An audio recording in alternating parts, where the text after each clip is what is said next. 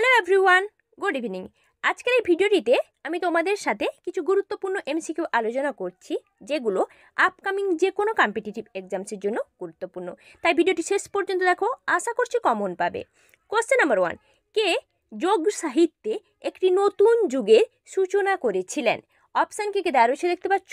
সঠিক উত্তর হবে অপশান বি, হরিভদ্র, যিনি একজন জৈন লেখকদের মধ্যে অন্যতম লেখক ছিলেন এবং উনি জৈন ধর্মে দীক্ষিত ছিলেন।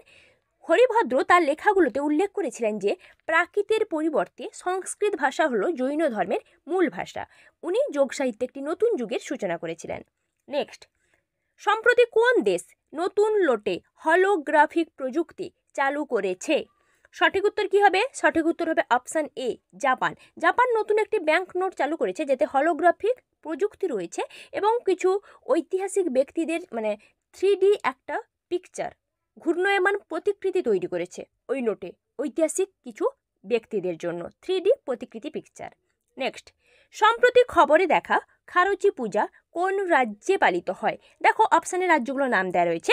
সঠিক উত্তর হবে অপশান সি, ত্রিপুরা রাজ্যে। ত্রিপুরা রাজ্যে পালিত হয় খারচি পূজা, যেটা জুলাই থেকে আগস্ট মাসে পালিত হয়। ভারতের প্রধানমন্ত্রী নরেন্দ্র মোদী উনি সম্প্রতি এই খারচি পূজার জন্য ত্রিপুরা রাজ্যে, যেটা অমাবস্যার 8ম দিনে পালিত হয়, শুভেচ্ছা বার্তা পাঠিয়েছেন। নেক্সট, দেশাত্মবোধক কবিতা কার লেখা? দেশাত্মবোধক কবিতা অপশান কি দেওয়া রয়েছে দেখতে পাচ্ছ। সঠিক উত্তর হবে অপশান ডি, বিসমিল আজিমাবাদী। উনি 1921 সালে এই কবিতাটি লিখেছিলেন, যে কবিতা হচ্ছে সফর মাসি আব তান্নম আব হামরে দিল মে হ্যায়। এটা হচ্ছে আমাদের দেশাত্মবোধক কবিতা। দেশাত্মবোধক কবিতা এটা উনি লিখেছিলেন, যার প্রথম রাসমহল বিসমিল আজমাদি। নেক্সট, বাপিকা বিদায় নাটকটির রচয়িতা কে? ব্যাপিকা বিদায় এই নাটকটি কার লেখা? অপশান কি দেওয়া রয়েছে দেখতে পাচ্ছ। সঠিক উত্তর কি হবে? সঠিক উত্তর হবে অপশান এ, অমৃতালাল বসু।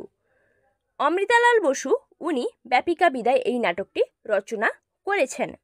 নেক্সট প্রশ্ন যাচ্ছি, ভারতীয় অর্থনীতিতে কোন কমিটির সুপারিশে 1976 সালে মূল্যযুক্ত কর চালু হয়? অপশান দেখো কি দেওয়া রয়েছে, বিভিন্ন কমিটির নাম। সঠিক উত্তর হবে অপশান বি, এল কে ঝা কমিটি। এই কমিটির সুপারিশে অর্থনীতিতে মূল্যযুক্ত কর চালু হয়েছিল। ঠিক আছে।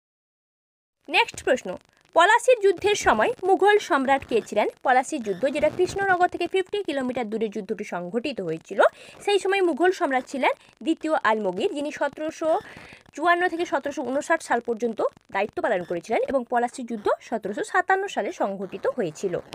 নেক্সট, কোথায় হিন্দুস্তান সোশ্যালিস্ট রিপাবলিকান অ্যাসোসিয়েশন গঠিত হয়েছিল? কোথায়, কোন জায়গায়? সঠিক উত্তর কি হবে? সঠিক উত্তর হবে অপশান বি, দিল্লিতে। দিল্লিতে হিন্দুস্তান সোশ্যালিস্ট রিপাবলিকান অ্যাসোসিয়েশন গঠিত হয়েছিল। ঠিক আছে, আমি নেক্সট প্রশ্ন যাচ্ছি, ইউনেস্কোর সদর দপ্তর কোথায় অবস্থিত বা কোন শহরে রয়েছে ইউনেস্কোর সদর দপ্তর? অপশান কি দেওয়া রয়েছে দেখো।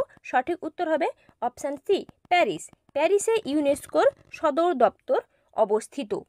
ঠিক আছে, আচ্ছা, প্যারিস হচ্ছে রাইট অ্যান্সার। নেক্সট প্রশ্ন যাই, কি আছে, কোন পঞ্চবার্ষিকী পরিকল্পনায় জহর রোজগার যোজনা চালু করা হয়েছিল?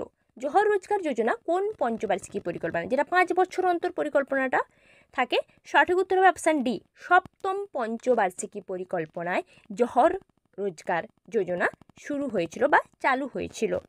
নেক্সট, বনসাগর বাঁধটি কোন নদীর উপর অবস্থিত? বনসাগর বাঁধ। অপশান কি দেওয়া রয়েছে দেখতে পাচ্ছ। সঠিক উত্তর কি হবে দেখে নেব। সঠিক উত্তর হবে অপশান সি, সোন নদী, যেটা মধ্যপ্রদেশ রাজ্যে রয়েছে।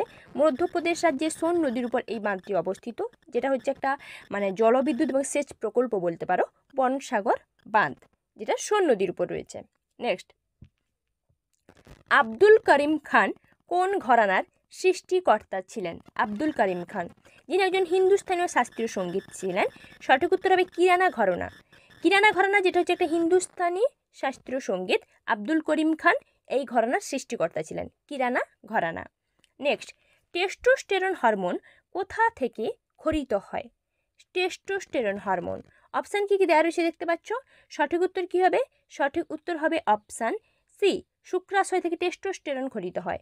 ঠিক আছে, শুক্রাশয়।